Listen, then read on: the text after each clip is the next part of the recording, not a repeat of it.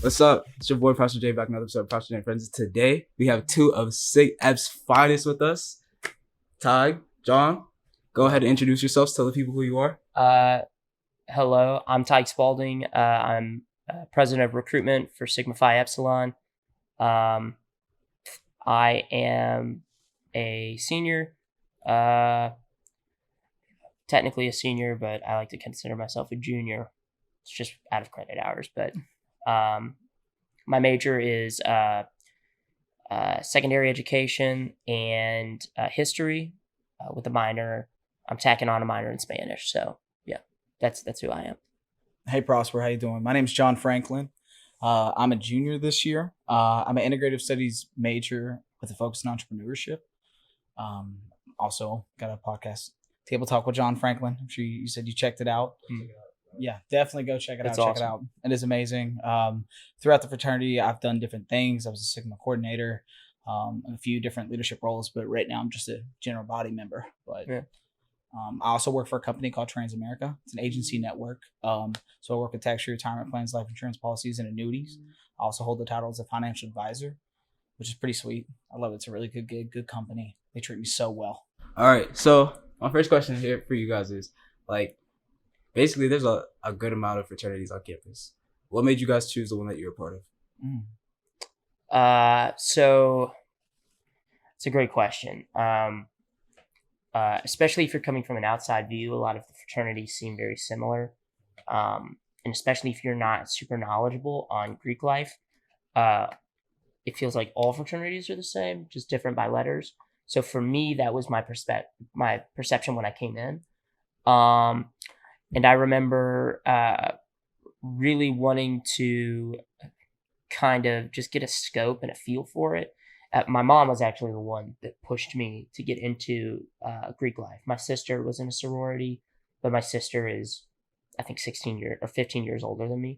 So there's a difference in generational understanding. So when I kind of looked at the fraternities at Victor Fest, I wasn't very interested, but then I went to Norse Film Society's booth, and I told the guy working there, I was like, yeah, man, I kind of am going to look at the fraternities, but I'm not interested.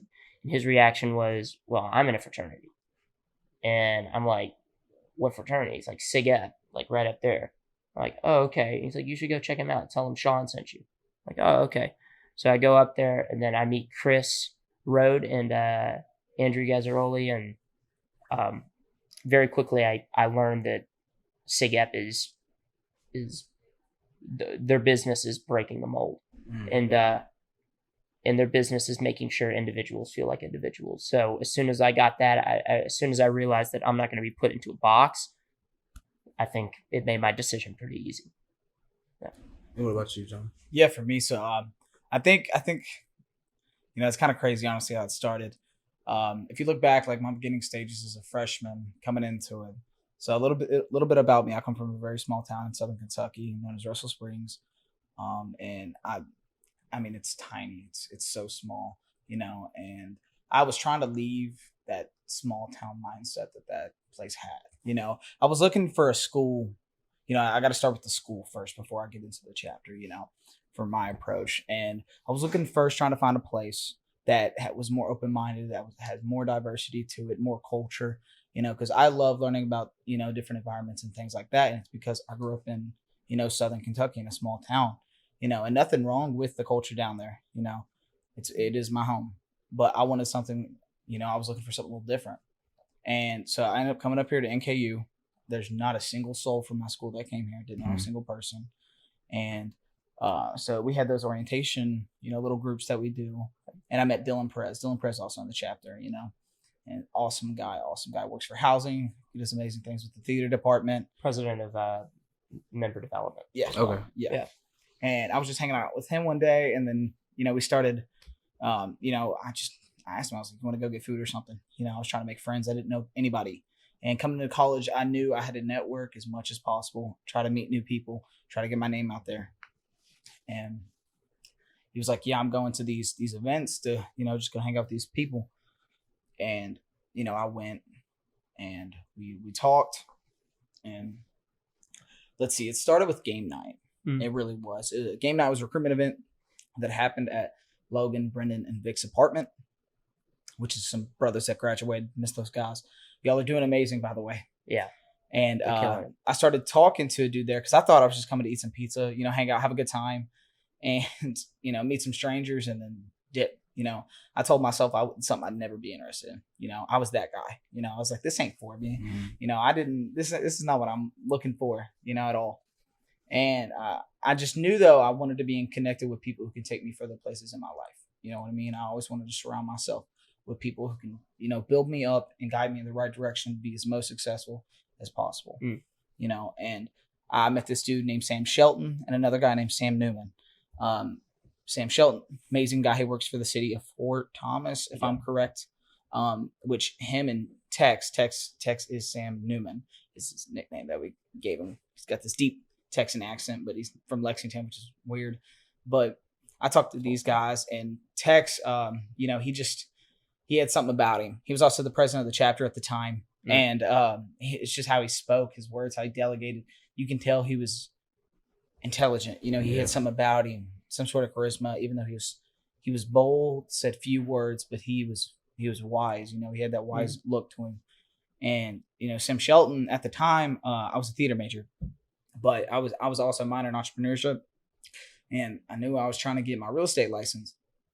And thankfully enough, he was there, and he was talking about how he works with the top 4 realtors up in Cincinnati and up in the city of Fort Thomas.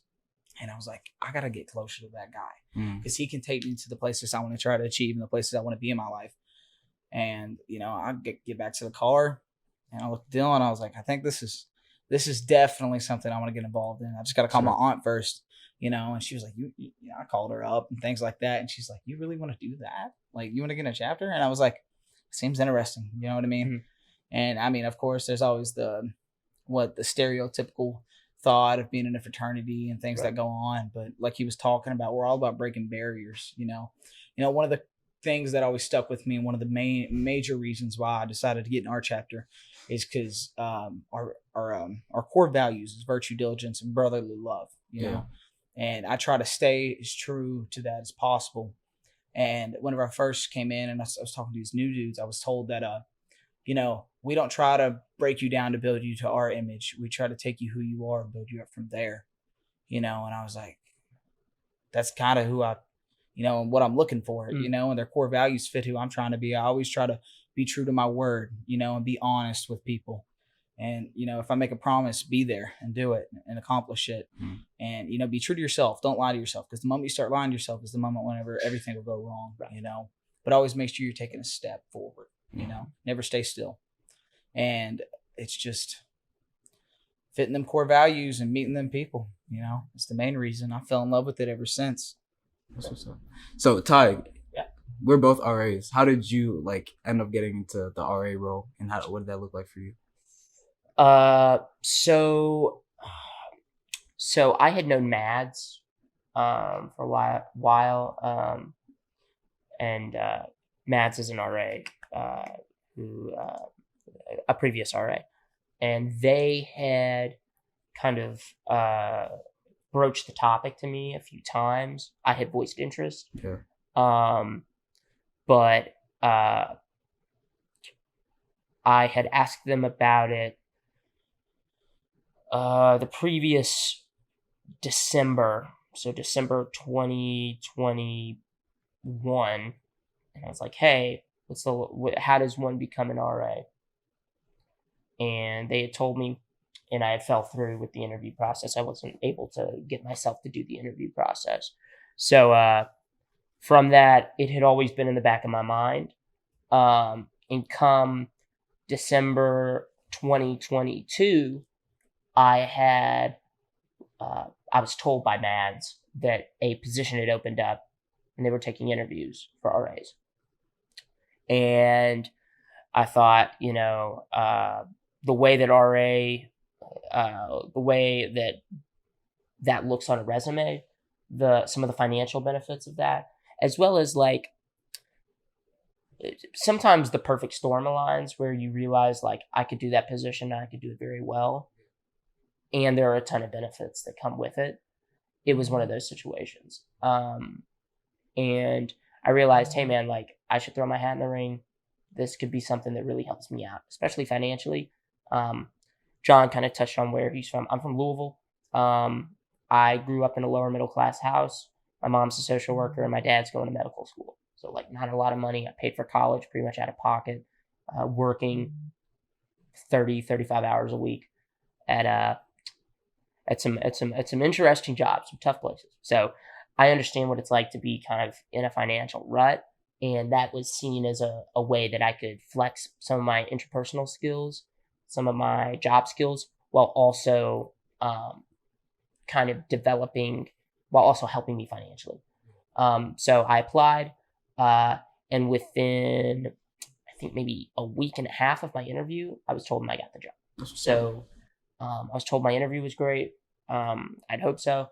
Came in there telling a lot of jokes, made sure I looked Isaiah straight in the eyes when I said stuff. And me and him were clicking pretty easily. So I left there feeling pretty good. And that's kind of how I heard about the job. That's how I applied. And spring 2023 was my first semester as being an RA, and this is going to be my second. So. That's dope. So how was the change from Commonwealth to Callahan to New Hall for you? Interesting. So like I lived in Commonwealth and I had Yosef as my RA. I love Yosef. Yosef is the beast. He's the GOAT. And I stayed with one of my high school best friends, Jack Siebenaller, who is chaplain in SigEP. So we kind of moved together a lot, especially with SigEP in mind. But it was the cheapest, so that's where we kind of put ourselves. I was just looking to live in a dorm. Yeah. Like I did not care what the deal was, and I'm thankful for that. I think that everybody should go through that. And Commonwealth really isn't as bad as people say. Yeah, I mean, you just gotta it's not that bad. And then moving to Callahan, SigEP is actually one of the only is the only Greek life organization with housing at NKU. We have a floor in Callahan, so I was able to move myself up there, and I lived with John here fall 2022, and we had it was a great experience. I always tell when I'm talking to somebody that might be interested in SigEP, I say there's no better feeling than waking up on a Saturday to the smell of like toaster strudels and cinnamon sticks and walking out into the common area and playing video games or watching a show with your brothers. That's how your Saturday morning starts. So like it helped me get into the nexus of SigEP and helped me be closer connected. And then I got the RA position and was moved to Kentucky, where I was for a semester. I loved my room there. It was great. My residents were great. It took me a little bit to get used to the position because we struggled with training. I didn't really have any formal training, so that was tough. But the staff was super accommodating, helped me get into it, and it helped me grow some adaptability skills, especially when it comes to stuff that I may not feel super comfortable with. Kind of got to go with my gut, and I think that really helps me out. And now I'm in New Hall, and I love it. New Hall's amazing. Gotcha. So John, when I had met you, you were a part of the theater program.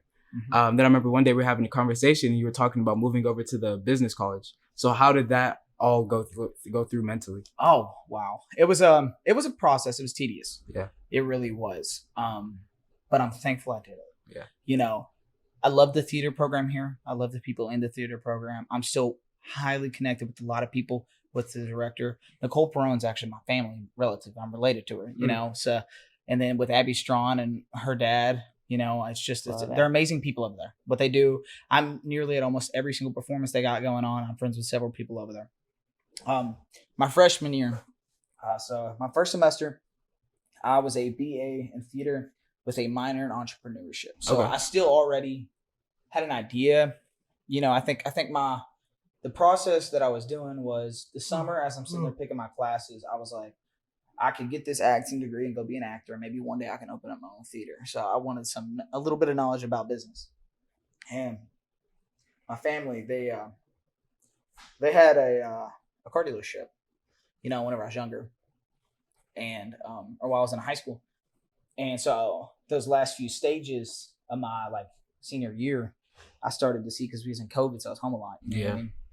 And I started to see a lot about the business world, how it functioned in some aspect. You know, it's not everything. You know, I didn't learn a lot. I mean, I learned a lot, but it's you know, I've learned a lot more throughout being in the business of college, the Hale Business College. So the main reason why I transferred was because I noticed while I was in the theater department, you know, I liked it. I still liked performing. It wasn't that the training or anything like that, you know, was the issue or what it was, but it was my passion. Yeah.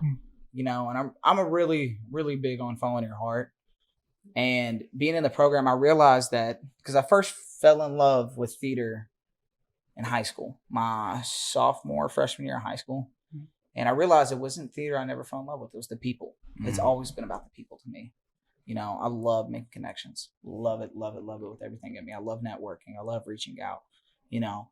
And once I left my high school and I came up to the theater department, yes, I still made the connections, but it just wasn't my passion. You know, I took Jeff Ferrone's entrepreneurship class because it was part of my minor. Jeff Ferrone. Huh? Yeah, shout out Jeff. Shout out Jeff Ferrone. He's our faculty fellow. Faculty fellow. Yes, yes, he is. He's an amazing guy. He's amazing. And I took his entrepreneurship class, and seeing him come up there, moving around, shifting around, excited, talking about what an entrepreneur is and what it's like to be an entrepreneur. If you're born with it, if you're a natural at it, you know, the aspects, you know, because people think typical entrepreneur, oh, it's just someone that makes stuff, you know, and it really don't go that far. Someone you see on Shark Tank, you know, but there's 1,000 different ways you can use entrepreneurship in the real world. And taking that class, it just convinced me. It convinced me to make the change. And I'm so thankful I did it. Yeah, I really am. Which right now, so I left from being a BA in theater to becoming a entrepreneurship major with a minor in general business. But because of my company that I'm working with now, I decided I'm taking an associate's degree. And the only associate's degree that NKU offers is the Integrative Studies associates. So, I'm only here for another semester, which is, you know, sad to say because I'm not going to lie, I love it up here. But I am truly blessed. The opportunities that have, you know, that has came to me, you know, that I've been working with, and it's life changing. It really is. And the Hale College of Business, especially like whenever you compare entrepreneurship to theater, personally, I look as like, because like an entrepreneur, it's like a Swiss Army knife. You know, you can use it for everything. We learned, I call it's like the jack of all trades of the business world. We learn a little bit of everything.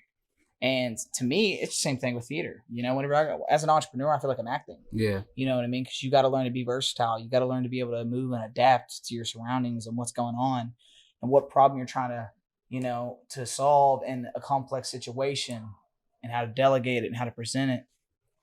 You know, so part of me still feels like I am part of the theater program, or part of me still feels like I am an actor as an entrepreneur. You know, to me, they go hand in hand. So yeah, that was pretty much the huge change for me. Oh, that's good. So with our time winding down, I know that a lot of the people watching this are freshmen, undecided on where they want to go, like whether with their next year or with anything. I want you guys to give them either the funniest, the coolest fraternity story that you guys have.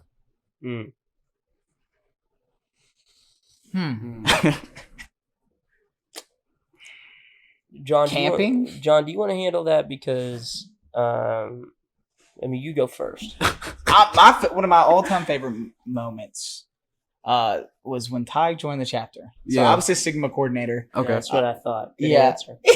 I was his Sigma coordinator before Tadgh joined the chapter. Or, well, he was in the chapter because once you sign, you're in immediately. Okay. That's something about SigEP that's different. We refuse to do a pledge process. We find that it often leads to a power imbalance that can lend itself to hazing. Mm-hmm. And like keeping up with our values, part of our whole thing is breaking down what it means to be a typical fraternity. And part of that is completely and fully and vehemently rejecting hazing. I did an interview for the Northerner, and I very much dislike the language around hazing. Mm-hmm. It's not hazing, it's abuse. Like, sure. I don't know why we call it other stuff than what it is. I mean, you wouldn't call, killing somebody like blurping, right? That's murder. Like, why would we call it something different? So hazing to me is abuse, and part of the pledge, not having a pledge process, helps break down that power dynamic that often makes hazing and makes abuse much more common. But anyway, sorry, my bad. I like to make sure that we get that in there because I think it's an important thing that we need to talk about with fraternities. Yeah, sure. But you were saying anyway. So one of the craziest stories I've had about our chapter.